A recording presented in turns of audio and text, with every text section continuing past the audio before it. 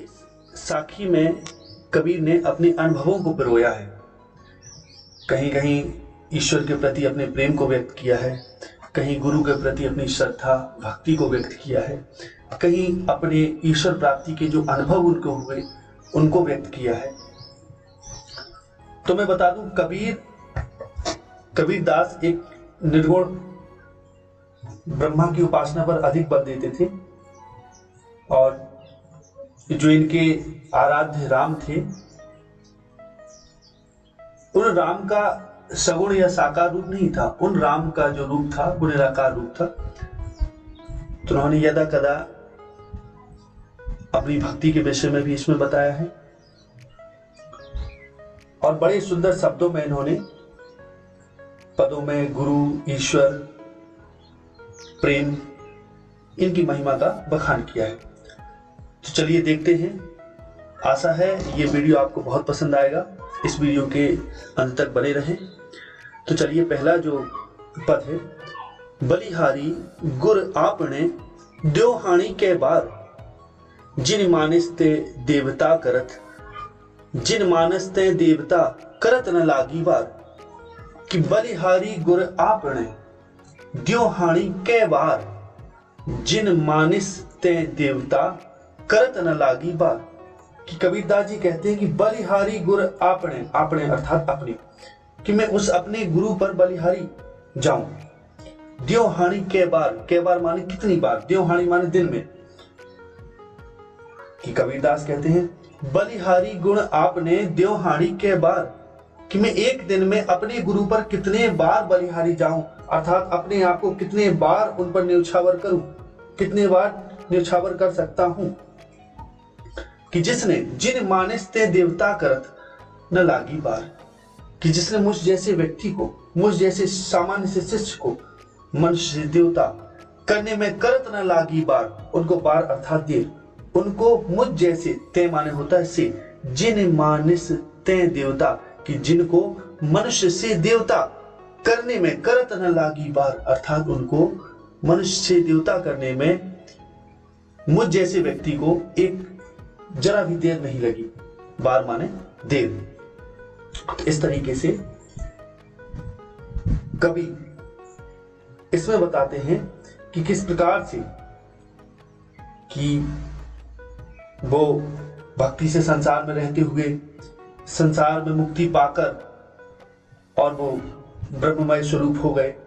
अर्थात ये कहने का अर्थ है, देवता होने का अर्थ है कि गुरु कृपा से, तो यहां कबीरदास जी ने ईश्वर को प्राप्त कर लिया है।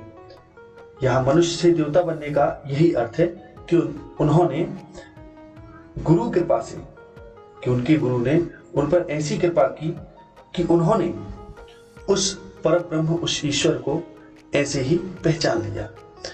तो फिर से देखते हैं इसमें, बलिहारी गुर आपने द्यो हानि के बार, जिन मानस ते देवता करत न लागी बार। कि मैं अपने इस गुरु पर, अपने गुरु पर किस अनेक बार, एक दिन में अनेक बार न्यौछावर हो सकता हूं। कि कबीरदास जी कहते हैं कि वे अपने आप को अपने गुरु पर एक दिन में कई बार न्यौछावर कर सकते हैं, क्योंकि उनके गुरु ने उनको मनुष्य से देवता करने में जरा भी देर नहीं लगाई। अब आगे पद देखें।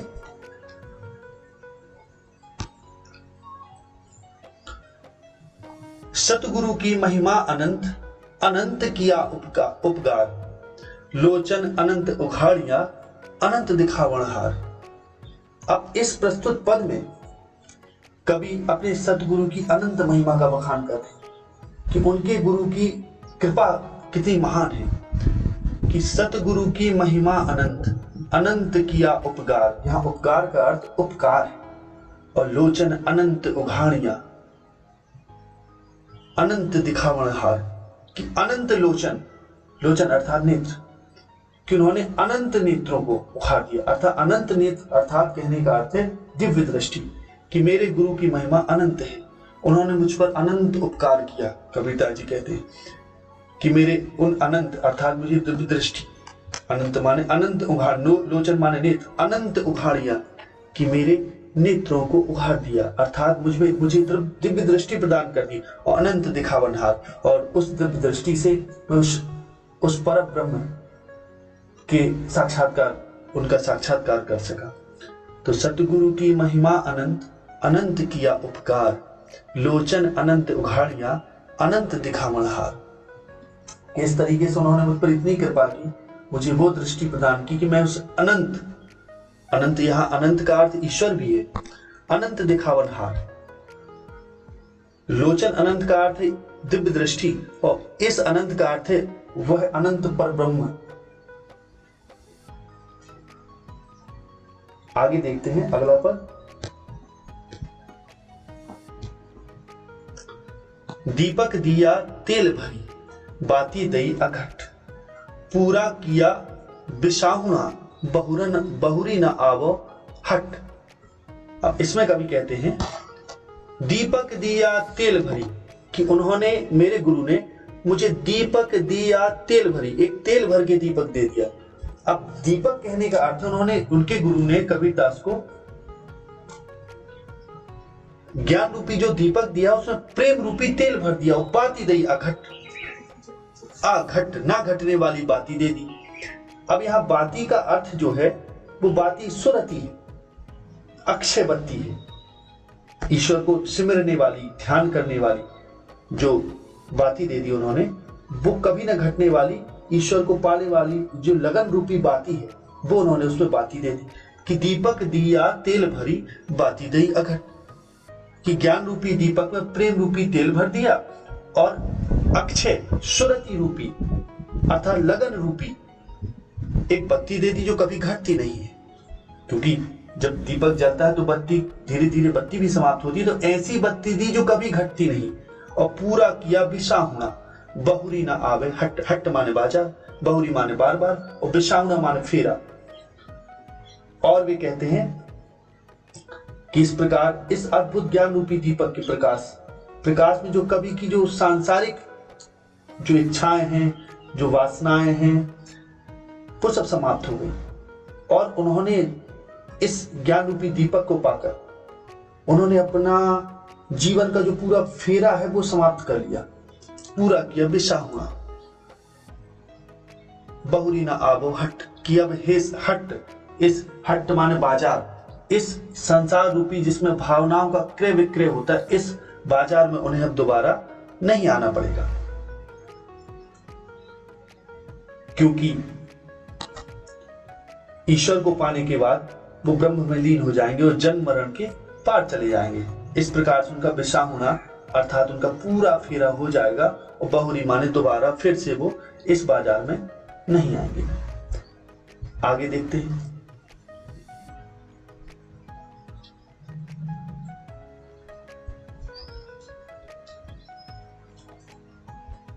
बूढ़े थे, यहां बूढ़े नहीं है, बूढ़े थे परी उबरे, गुरु की लहरी चमंकी, भेरा देखा जर्जरा, उतरी पड़े फरंकी। बूढ़े थे परी उबरे, गुरु की लहरी चमंकी, और भेरा देखा जर्जरा, उतरी पड़े फरंकी। अब कबीरदास जी कहते बूढ़े थे अर्थात डूबे थे, परी उबरे किंतु उब गए, गुरु की लहरी चमंकी। अब गुरु की लहरी अर्थात लहर, चमंकी माने चमक। अब गुरु की लहर कहने का अर्थ है कि गुरु की कृपा रूपी लहर, लहर की चमक। और भेरा, भेरा अर्थात बेड़ा, जो नाव होती वो, देखा जर्जरा, जर्जरा अर्थात वह बेड़ा जो, बेड़ा अर्थात नाव, ये समुद्र में जो नाव चलती है उसको, संसार रूपी समुद्र में चलने वाली नाव। भेरा देखा जर्जरा, उतरी पड़े फरंकी, फरंकी माने तुरंत। कबीरदास जी कहते हैं कि मैं पहले सांसारिक इस संसार में डूबा हुआ था, बूढ़े थे परी उबरे, परी माने किंतु, मैं डूबा था किंतु मैं गुरु कृपा से उब गया, अर्थात उबरे मतलब निकल आया। गुरु कृपा से मैं संसारिक जो मोह रूपी समुद्र में डूबा था वहां से मैं निकल आया। और गुरु की लहरी चमक, जब गुरु की कृपा रूपी ज्ञान रूपी जो लहर की जो चमक मुझ में पड़ी, मुझे ज्ञान हो गया कि मैं संसार रूपी मोह माया में डूबा। तो मैं तुरंत ही वहां से निकल आया और भेरा देखा जर्जरा। और मैंने देखा कि संसार रूपी जिस मैं नाव पे सवार हूं, जिस भेरा में मैं सवार हूं, ये जर्जर है, ये तो समाप्त होने वाला है, एक न एक दिन समाप्त हो जाएगा, डूब जाएगा। तो जीर्ण शीर्ण पुराना है, जर्जर अर्थात होता पुराना, उतर ही पड़े फरंग। तो मैं तुरंत ही इनमें इससे वापस उतर आया। इस मोह रूपी संसार का जो बेड़ा था, जो नाव थी, मैं इससे तुरंत ही वापस उतर आया। आगे देखें,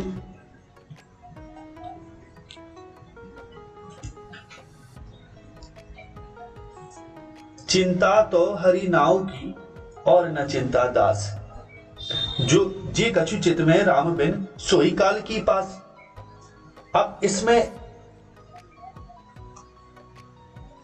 कवि ने ईश्वर के चिंतन के प्रति प्रेरित किया है और कहा है चिंता तो हरि नाव की। अगर मनुष्य किसी चीज की चिंता करे भी तो मनुष्य को हरि नाम अर्थात ईश्वर के नाम की चिंता करनी चाहिए, अर्थात उसको ही निरंतर जपते रहना चाहिए, क्योंकि उसको जपने से मोक्ष प्राप्त होता है। और न चिंता दास, और कवि कहते हैं कि दास को और चिंता नहीं है, किसी अन्य चीज की चिंता नहीं है और किसी अन्य की चिंता नहीं है। यानी जो ईश्वर का भक्त होता है उसे तो ईश्वर के ही नाम की चिंता लगी रहती है, उसे अन्य की चिंता नहीं रहती। और जे कछु चित्तवे अर्थात देखना, चिंतन करना, राम बिन।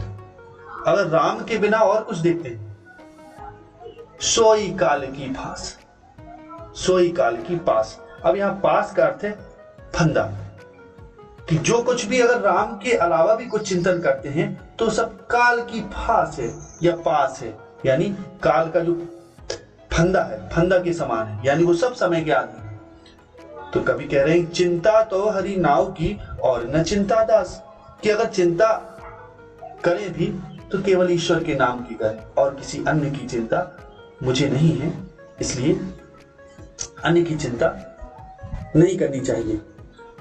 कि उनके कहने का आशय है कि ईश्वर का चिंतन करने से मोक्ष मिलता है और अन्य अतिरिक्त चिंतन से, और जो अन्य अतिरिक्त चिंतन है वो सब जन्म मरण से छुटकारा नहीं देता और बंधन के समान होता है।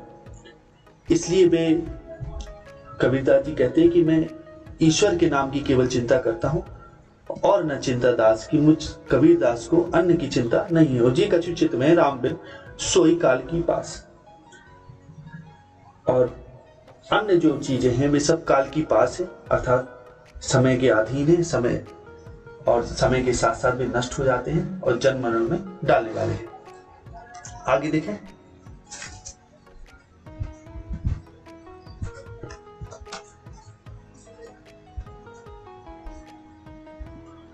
तू करता तू भया मुझ में रही ना हूं, बारी फेरी बली गई जित देखूं तित तू।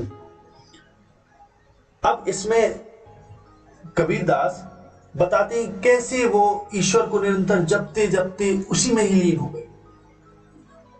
तो क्या कहते हैं, तू करता तू भया, कि मैं तो तू करता, अर्थात तुझे जपते जपते, तुझे भजते भजते, तुझे ध्यान करते करते, हे प्रभु मैं तो आप ही हो गया और मुझ में रही ना हूं माने अहंकार, कि अब मुझ में कोई अहंकार शेष नहीं बचा, कि मुझ में रही ना हूं।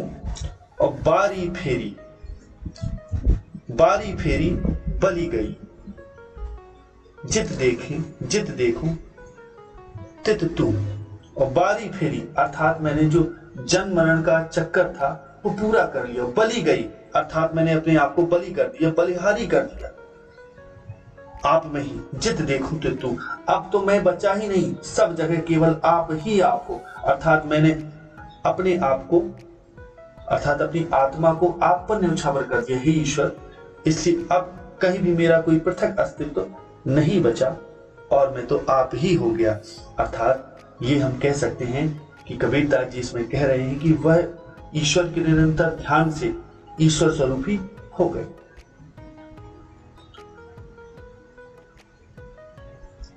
क्योंकि कहा गया है कि ब्रह्मा वेद ब्रह्मो भवति, अर्थात ब्रह्मा या भगवान को जानने वाला ब्रह्मा के ही समान हो जाता है। कि जैसे इसी के लिए कबीर एक दोहा है कबीरदास जी का, लाली मेरे लाल की जित देखो तित लाल, और लाली देखन में गई मैं भी हो गई लाल। कि मैं तो उस ईश्वर को जैसे ही देखने गया कि जहां भी मुझे, मैं लाली मेरे लाल की, कि सब जगह मेरे ही प्रभु का स्वरूप है, कि जहां भी मैं देखता हूं वहां मुझे वही वही दिखाई देते हैं। मैं भी लाली देखन गई तो मैं भी लाल हुई। अर्थात जब भी कोई ईश्वर को खोजने जाता है तो वह ईश्वर ही हो जाता है। आगे देखें अगला, कबीर सूता क्या करे काहे ना देखे जागी, जाके संग ते बिछुड़िया ताही के संग लाग। अब कबीरदास जी इसमें कहते हैं, उन्होंने इसमें ईश्वर से मिलने के लिए प्रेरित किया है। इसमें कहा है कि कबीर सूता क्या करे, कि कबीरदास जी कहते हैं, हे मनुष्य तू सो रहा है, अर्थात तू मोह रूपी निद्रा में सो रहा है, काहे ना देखे जाग, तू जाग के क्यों नहीं देखता, जाके संग ते बिछुड़िया, कि जिसके संग से तू बिछुड़ा है ताही के संग लाग, कि तू जिसके संग से बिछुड़ा है उसी के संग लाग जा। अर्थात जो जीवात्मा है, जो मनुष्य है, वह अपने वास्तविक स्वरूप को भूल गया कि वह ईश्वर का ही अंश है, और उसने मनुष्य का देह धारण करके वो स्वयं को भूल गया, उससे बिछड़ गया। तो कबीरदास जी कहते हैं कि तू जाग उठ और अपने स्वरूप का ध्यान कर और उसी के संग लाग, अर्थात उसी का अनुसरण कर। आगे देखें,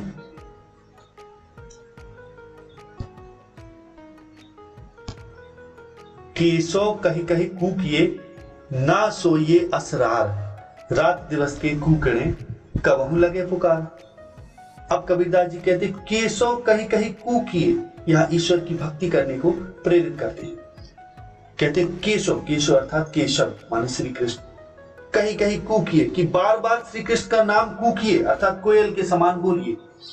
ना सोइए असरार, असरार माने हठपूर्वक, इस तरीके से हठपूर्वक अज्ञान रूपी निद्रा में मत सोइए, ना सोइए असरार।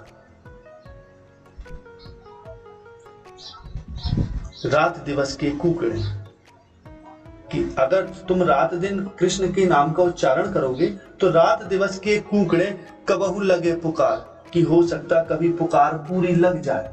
अर्थात हो सकता कोयल जैसी मधुर ध्वनि से कूकने पर कृष्ण आपकी उस मधुर ध्वनि को पर मोहित हो जाए और आपके पास चले आए।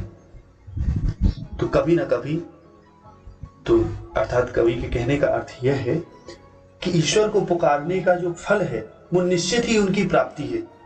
ऐसा कभी नहीं होता है कि उसको पुकारने पर वो फल ना मिले, अर्थात मनुष्य उसको ना पा पाए। तो निरंतर कूकते रहिए, रात दिवस के कूकड़े कबहू लगे पुकार। रात दिन जब कूकेंगे तो कभी ना कभी तो पुकार लगी गई। अगला पद देखते हैं, लंबा मार्ग दूरी घर, विकट पंथ बहुमार, और कहो संतों क्यों पाइए दुर्लभ हरि दीदार। कि लंबा मार्ग दूरी घर।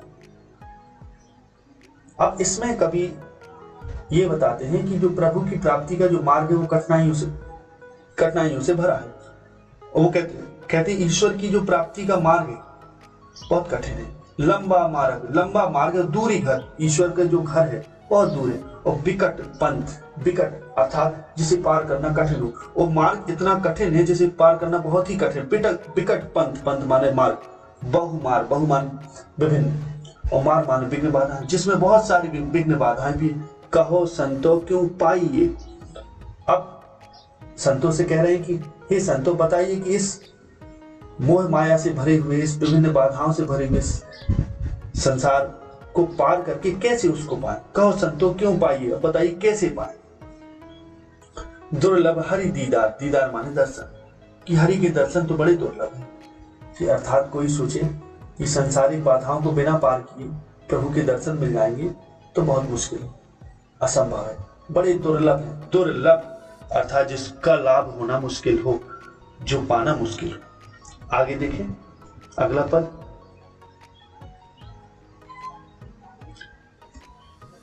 यह तन जारो मसी करो लिखो राम का नाम, लेखनी करो करंक की लिखी लिखी राम पठाऊं। अब इसमें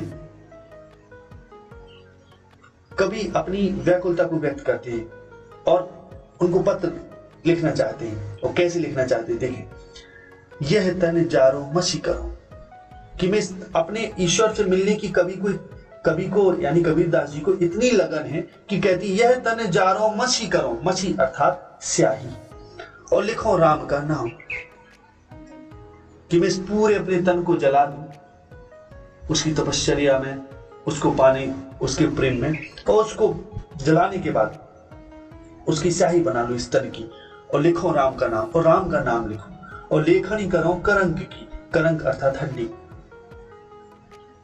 और हड्डी की लेखनी अर्थात जो पेन है जिससे लिखा जाता है कलम, वो मैं हड्डी की कलम बना लूं अपने शरीर की हड्डियों की, और अपने तन को जला के उसकी स्याही बना लूं और लिखी लिखी राम में पठाऊं, और बार बार राम का नाम लिख के राम को ही भेजूं।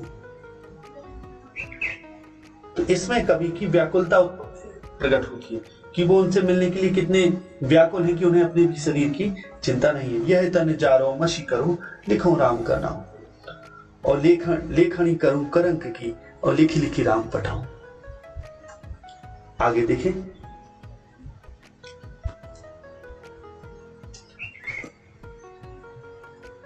के बिरहनी को मीच दे के आपा दिखलाए, 8 पहर का दांझड़ा मुंह पे सहा न जाए। अब इस प्रस्तुत पद में कबीरदास जी ने, अब जीवात्मा कह लें या स्वयं की दशा कह लें, कबीरदास जी ने आत्मा की जो बिरहणी दशा है, यानी वो ईश्वर के मिलन में, ईश्वर से मिलने की तड़प में इतने व्याकुल हैं कि बड़े विरह में हैं, यानी जो आत्मा होती है वो ईश्वर से मिलने के लिए जो मचलती है, तो उसकी व्याकुलता वो कह रहे हैं। क्या कह रहे हैं? के बिरहनी, बिरहनी माने बिरहणी, आत्मा रूपी बिरहणी, कु के माने या तो बिरहणी यानी बिरहणी कु माने को, मीच दे, मीच माने मृत्यु, ईश्वर से प्रार्थना करते हे प्रभु कि मेरी आत्मा रूपी बिरहणी को या तो मृत्यु दे दो, यानी मुझे या तो मृत्यु दे दो, के आपा दिखलाए, आपा माने आप अपना स्वरूप दिखलाए, या आप अपना स्वरूप दिखाई, बस आप मुझे अपने दर्शन दे दीजिए, या तो मुझे मृत्यु दे या अपने दर्शन दे। 8 पहर का दांझड़ा मुंह से सहा न जाए, कि 8 पहर का दांझड़ा, कि 8 पहर यानी दिन रात पूरे 24 घंटे, 8 पहर का दांझड़ा, दांझड़ा माने जलना, कि 8 पहर ये जलना मुंह पे सहा न जाए, कि अब और विरह मुझसे सहा नहीं जा रहा, अब मैं और नहीं आपसे, आपके वियोग में और नहीं चल सकती, वियोग रूपी अग्नि में, इसलिए या तो मुझे मृत्यु दें या अपना स्वरूप दिखाएं। आगे देखें,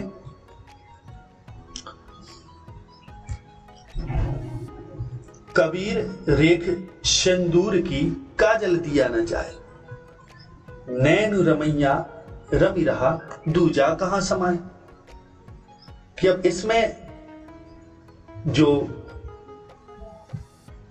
कबीरदास जी हैं अपने ईश्वर के प्रति अनन्य प्रेम को व्यक्त कर रहे हैं, और क्या कह रहे हैं? कबीर रेख सिंदूर की काजल दिया न जाए, कि जैसे सौभाग्यवती जो स्त्री होती है वो अपने माथे पर सिंदूर की रेख रखती है, तो जो ईश्वर की भक्ति में जो रगा हुआ व्यक्ति होता है, ईश्वर के प्रेम में जो मदमस्त होता है,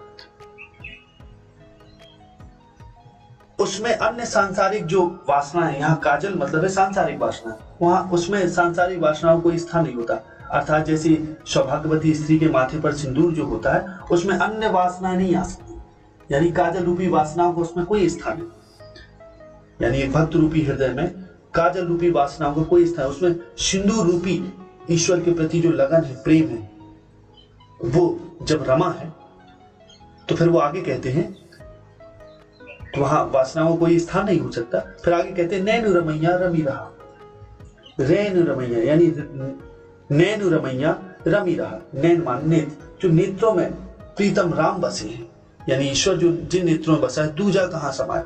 कि जिस प्रकार से सौभाग्यवती स्त्री के माथे पर सिंदूर की रेखा होती है, उसमें काजल नहीं लग सकता, और ठीक वैसे ही भक्त का हृदय प्रभु के प्रेम में रंगा होता है, उसमें सांसारिक वासनाएं कोई स्थान नहीं पा सकती।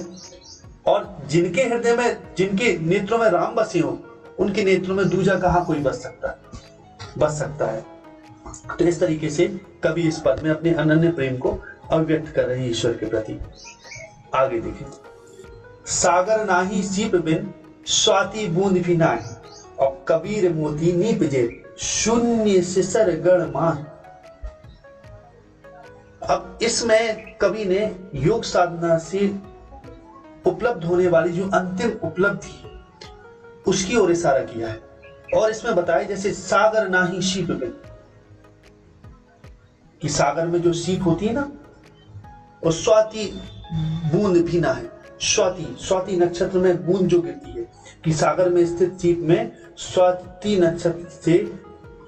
स्वाति नक्षत्र में जो वर्षा होती है, उसकी जब बूंद उसमें पड़ती है तो मोती उत्पन्न होता है। तो ठीक वैसे ही वो कहते हैं कि जब योग साधना करके साधक अपनी कुंडलिनी शक्ति को जागृत कर लेता है, तो उसके ब्रह्मरंध्र में, वो सुषुम्ना मार्ग से उसकी चेतना ब्रह्मरंध्र में पहुंच जाती है, और ब्रह्मरंध्र में सहस्त्रदल कमल खिलता है। और कमल जहां ब्रह्मरंध्र होता है, वहां जब अंतिम चक्र पर जो सहस्त्रार होता है, जब वहां साधक की चेतना जब वहां पहुंचती है कुंडली जागृत होने पर, तब वह परमात्मा के मिलन का अनुभव करता है। तो इसमें कवि ये कहना चाह रहे हैं कि कबीर मोती नीपजे माने उपजे, कि जो ब्रह्म प्राप्ति रूपी जो मोती है, वो ब्रह्मरंध्र में चेतना पहुंचने पर, यानी जब कुंडली जागृत होती है, कुंडलिनी मूलाधार चक्र से अंतिम सहस्त्रार चक्र पर पहुंचती है, तब वह परम चेतना की स्थिति में होती है, यानी पर ब्रह्म को वहां प्राप्त कर लेती है, उसके आनंद को। और शून्य शिखर गणमा है, शून्य शिखर अर्थात शून्य शिखर, कहने का अर्थ है सहस्त्रार चक्र ब्रह्मरंध्र, और गण माने शरीर,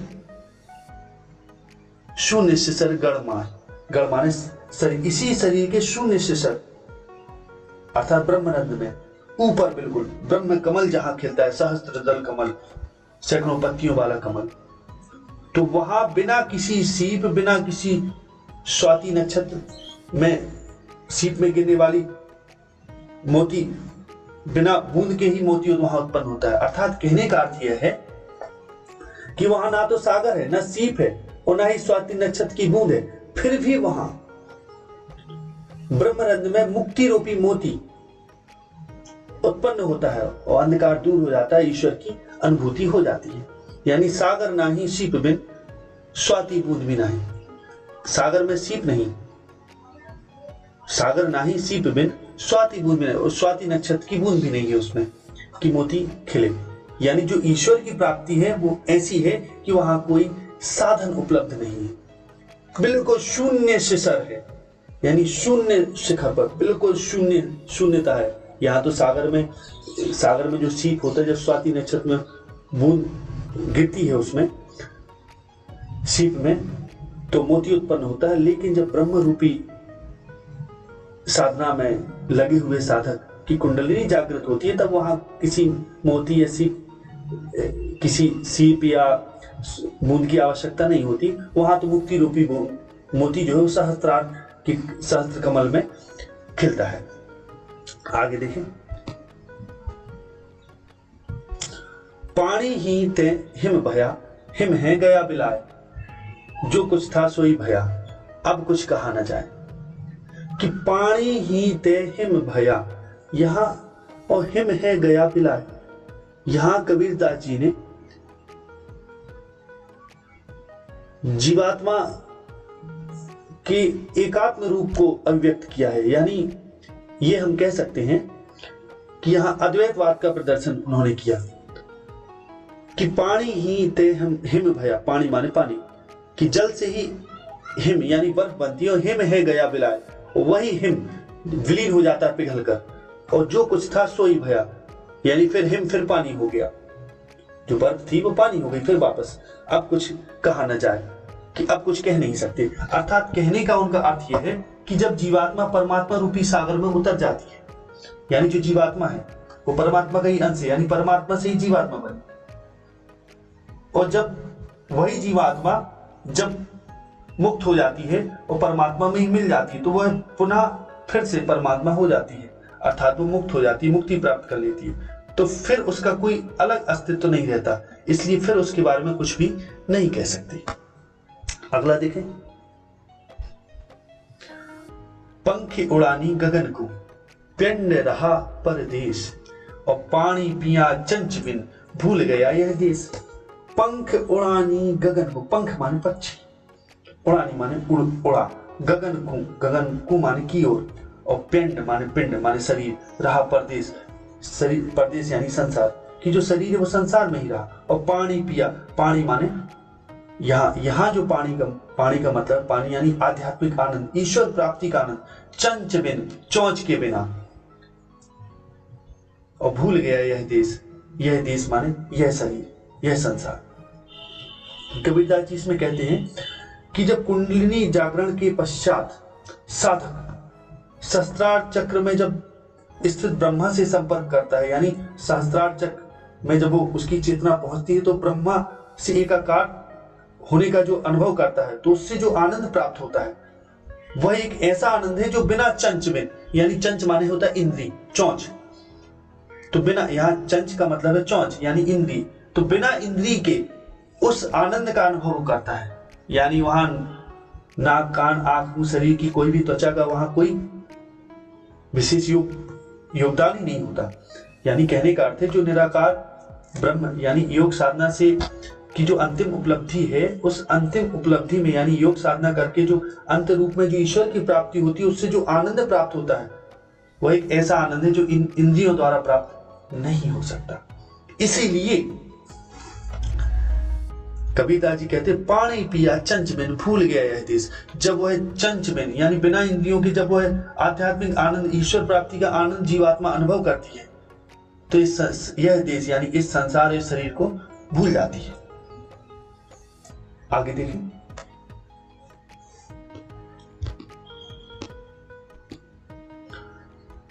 पिंजर प्रेम प्रकाशिया, अंतरी भया उजास, मुख कस्तूरी महमही, वाणी फूटी बास।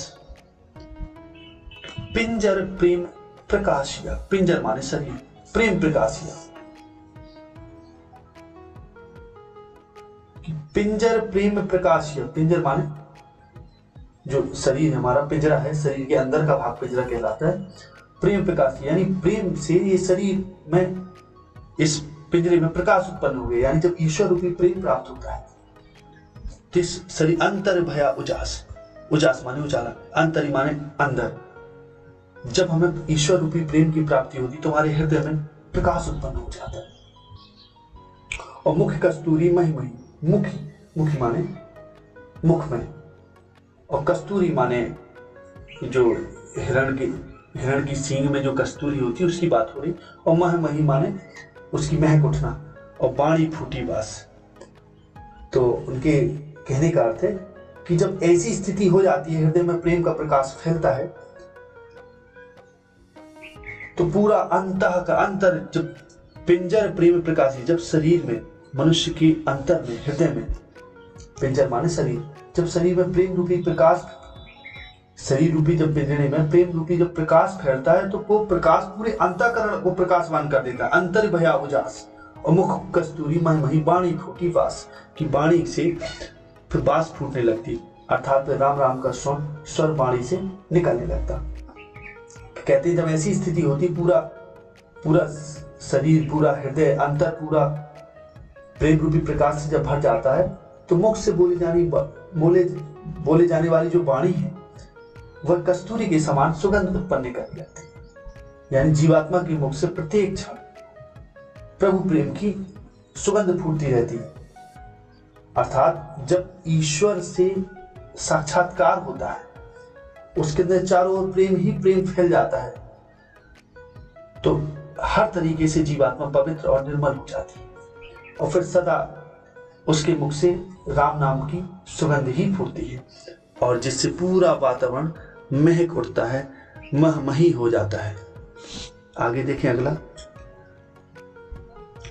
नैना अंतर आव तू ज्यो हो नैन झप्यूं और ना हो देखूं और को ना तुझ देखन देऊं। अब यहां कबीरदास ईश्वर से प्रार्थना करते कि हे प्रभु, नैना अंतर आव तू, अंतर माने अंदर, कि मेरे नेत्रों के अंदर आ जाओ, आओ तू, जो हो नैन झप्यूं, हो माने मैं, जो ही मैं नैन को झपूं, अपने नेत्रों को झपूं, मेरे नेत्र जैसे ही झपके वैसी नैनों के अंदर तुम आ जाओ और ना हो देखो और हूं, कि मैं और किसी को ना, मैं तो देखना ही नहीं चाहता किसी को, ना तुझे देखने दूं और ना ही मैं चाहूं कि फिर आप भी किसी को ही देखें। अर्थात मेरा आपसे इतना प्रेम है कि ना हो देखो और हो माने मैं, कि मैं और किसी को नहीं देखना चाहता और ना तुझे देखने दूं, कि मैं आपको अपने नैनों में इस तरीके से बसाना चाहता हूं कि आप वहीं विराजमान हो जाएं, आप भी दूसरे को ना देख पाए, मैं भी दूसरे को ना देखूं। आगे देखें, कबीर हरि रस यूं पिया बाकी रही न थाक और पाका कलश कुम्हार का बहुरी न चढ़ई चाक। अब कबीरदास जी इसमें कहते हैं कबीर हरि रस यूं पिया,